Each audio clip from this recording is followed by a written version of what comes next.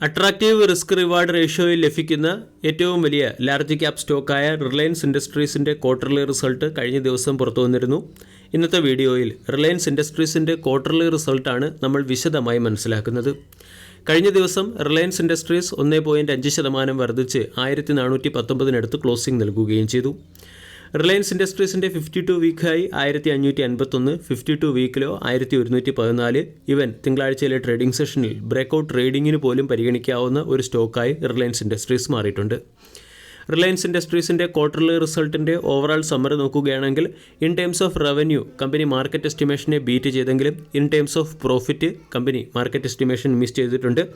അതേസമയം ഒരു challenging environment ആയിട്ട് കൂടിയും കമ്പനി ഡബിൾ ഡിജിറ്റ് ഗ്രോത്ത് കൈവരിക്കുകയും ടെലികോം ആൻഡ് റീറ്റെയിൽ സെഗ്മെൻറ്റിൽ മികച്ച പെർഫോമൻസ് നടത്തുകയും ചെയ്തു. റിലയൻസ് ഇൻഡസ്ട്രീസിൻ്റെ profit after tax year on ഇയറിൽ 10% വർദ്ധിച്ച് 16,563 കോടിയിൽ നിന്നും 18,165 കോടിയിലേക്കെത്തി. Profit after ടാക്സിൽ market എസ്റ്റിമേഷനെ company miss ചെയ്തിട്ടുണ്ട്. 18,643 കോടിയുടെ പ്രോഫിറ്റ് മാർക്കറ്റ് പ്രതീക്ഷിച്ചു. 18,165 കോടി രൂപയുടെ പ്രോഫിറ്റാണ് കമ്പനിക്ക് റെക്കോർഡ് ചെയ്യാൻ സാധിച്ചത്. കഴിഞ്ഞ ക്വാർട്ടറുമായി താരതമ്യപ്പെടുത്തുമ്പോൾ പ്രോഫിറ്റ് ആഫ്റ്റർ ടാക്സിൽ 33% ഇടിവ് നമ്മൾക്ക് കാണാൻ സാധിക്കും.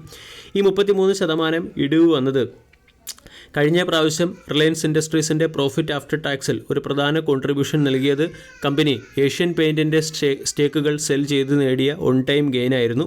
അതുകൊണ്ടായിരുന്നു 26,994 കോടി രൂപയുടെ പ്രോഫിറ്റ് കഴിഞ്ഞ പ്രാവശ്യം കമ്പനിക്ക് നേടാൻ സാധിച്ചത്.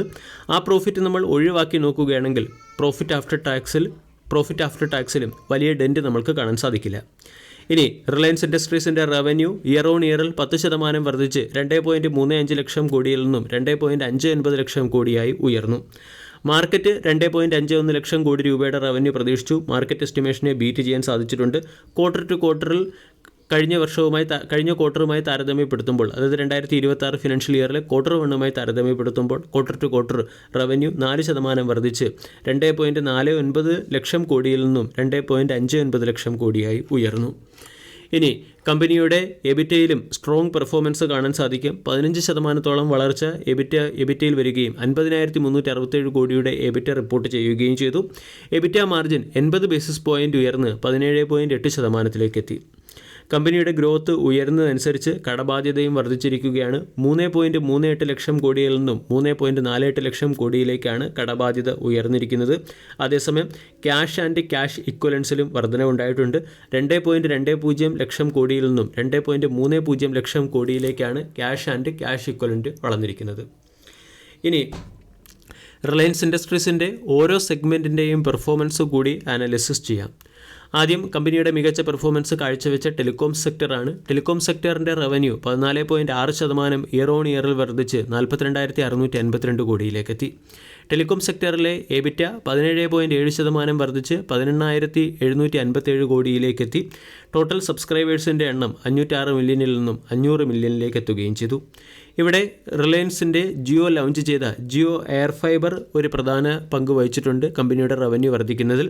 ജിയോ എയർ ഫൈബറിൻ്റെ ടോട്ടൽ സബ്സ്ക്രൈബേഴ്സിൻ്റെ എണ്ണം 9.5 മില്യൺ സബ്സ്ക്രൈബറായി ഉയരുകയും 28% വളർച്ച ഡേറ്റ ട്രാഫിക്കിൽ കമ്പനി നേടുകയും ചെയ്തു. റിലയൻസ് റീറ്റെയിലും സ്ട്രോങ് പെർഫോമൻസ് കാഴ്ചവെച്ചു. ക്വാർട്ടർലി റിസൾട്ടിൽ റിലയൻസ് റീറ്റെയിലിൻ്റെ റവന്യൂ 18% ഇയർ ഓൺ ഇയറിൽ വർദ്ധിച്ച് 90,018 കോടിയായി മാറി. എബിറ്റ 16.5% വർദ്ധിച്ച് 6,816 കോടിയിലേക്ക് എത്തുകയും പ്രോഫിറ്റ് ആഫ്റ്റർ ടാക്സ് 22% വർദ്ധിച്ച് 3,457 കോടിയിലേക്ക് എത്തുകയും ചെയ്തു. ഇനി കമ്പനിയുടെ ടോട്ടൽ സ്റ്റോറുകളുടെ എണ്ണം, അതായത് ക്വാർട്ടർ 2 കമ്പനി ഏകദേശം 412 പുതിയ സ്റ്റോറുകൾ ഓപ്പൺ ചെയ്തിട്ടുണ്ട്. ടോട്ടൽ സ്റ്റോറുകളുടെ എണ്ണം 19,821 എത്തുകയും ചെയ്തു. ഓയിൽ ടു കെമിക്കൽ സെക്ടറിലും കമ്പനിയുടെ പെർഫോമൻസ് ഡീസൻ്റ് ആണ്. മാസീവ് റവന്യൂ ജനറേറ്റ് ചെയ്യുന്നതിൽ ഏറ്റവും പ്രധാന പങ്ക് ഓയിൽ ടു കെമിക്കൽ സെക്ടറാണ് വഹിക്കുന്നത്. റവന്യൂ 3.2% വർദ്ധിച്ച് 1,60,558 കോടിയിലേക്ക് എത്തിയിട്ടുണ്ട്. എബിറ്റ 20.9% വർദ്ധിച്ച് 15,008 കോടിയിലേക്ക് എത്തിയിട്ടുണ്ട്. ജിയോ ബി പി ഏകദേശം 2,057 ഫ്യൂവൽ റീറ്റെയിൽ ഔട്ട്ലെറ്റുകൾ തുറക്കുകയും ചെയ്തു. ഓയിൽ ആൻഡ് ഗ്യാസ് സെക്ടറിലുള്ള കമ്പനിയുടെ പെർഫോമൻസ് നോക്കിയാൽ അവിടെ റവന്യൂ 2.6% ഇയർ ഓൺ ഇയറിൽ ഇടിഞ്ഞിട്ടുണ്ട്. അതേസമയം ജിയോ സ്റ്റാർ ബിസിനസ് നോക്കുകയാണെങ്കിൽ അവിടെ റവന്യൂവിൽ വർധന ഉണ്ടായിട്ടുണ്ട്. 7,232 കോടിയുടെ റവന്യൂവും 1,738 കോടി രൂപയുടെ എബിറ്റയും കമ്പനിക്ക് നേടാൻ സാധിച്ചു. കൂടാതെ നെറ്റ്വർക്ക് ഏകദേശം 830 മില്യൺ വ്യൂവേഴ്സിലേക്ക് എത്തുകയും ചെയ്തിട്ടുണ്ട്. ഓവറാൾ ക്വാർട്ടർലി റിസൾട്ട് നോക്കുകയാണെങ്കിൽ ഡീസൻറ്റ് ക്വാർട്ടർലി റിസൾട്ട് തന്നെയാണ്. കൂടാതെ ബ്രേക്കൗട്ട് ട്രേഡിംഗ് പോയിന്റ് ഓഫ് വ്യൂവും സ്റ്റോക്കിനെ പരിഗണിക്കാം. ഡബിൾ ബോട്ടം രീതിയിലുള്ള ഒരു അട്രാക്റ്റീവ് ക്യാൻഡിൽ പാറ്റേൺ ഫോം ചെയ്യുകയും സ്റ്റോക്ക് നെക്ക് റെസിസ്റ്റൻസിനടുത്തേക്ക് എത്തുകയും ചെയ്തിട്ടുണ്ട്. 1475 ഒരു പ്രധാന റെസിസ്റ്റൻസ് സോൺ കൂടിയാണ്. ഇനി ചില ബ്രോക്കേജ് ഏജൻസികൾ സ്റ്റോക്കിന് ബൈ എന്ന റേറ്റിംഗ് നൽകിയിട്ടുണ്ട്. ഇൻവെസ്റ്റെക് എന്ന ബ്രോക്കേജ് ഏജൻസി സ്റ്റോക്കിന് ബൈ എന്ന റേറ്റിംഗും 30% അപ്സൈഡിൽ 1890 രൂപയുടെ ടാർഗറ്റും സ്റ്റോക്കിന് നൽകിയിട്ടുണ്ട്. റിലയൻസ് ഇൻഡസ്ട്രീസ് എന്ന സ്റ്റോക്കിനെ പരിഗണിക്കുന്നതിന് പിന്നിലെ പ്രധാന കാരണങ്ങൾ: ഒന്ന്, അട്രാക്റ്റീവ് റിസ്ക് റിവാർഡ് റേഷ്യോയിൽ ലഭിക്കുന്ന ഒരു മികച്ച ലാർജ് ക്യാപ് സ്റ്റോക്കാണ് റിലയൻസ് ഇൻഡസ്ട്രീസ്.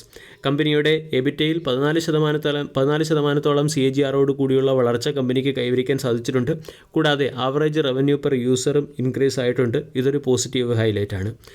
അതോടൊപ്പം തന്നെ 2018 കമ്പനിയുടെ വാല്യൂഷനുമായി താരതമ്യപ്പെടുത്തുമ്പോൾ വാല്യൂഷനിൽ 15% ഡിസ്കൗണ്ടിലും റിലയൻസ് ഇൻഡസ്ട്രീസ് എന്ന സ്റ്റോക്ക് ലഭിക്കുന്നുണ്ട്. ഈ ഫാക്റ്റുകളുടെ പശ്ചാത്തലത്തിൽ റിലയൻസ് ഇൻഡസ്ട്രീസ് എന്ന സ്റ്റോക്കിനെ പരിഗണിക്കാം. വീഡിയോ എല്ലാവർക്കും ഇഷ്ടമായി എന്ന് വിശ്വസിക്കുന്നു. താങ്ക്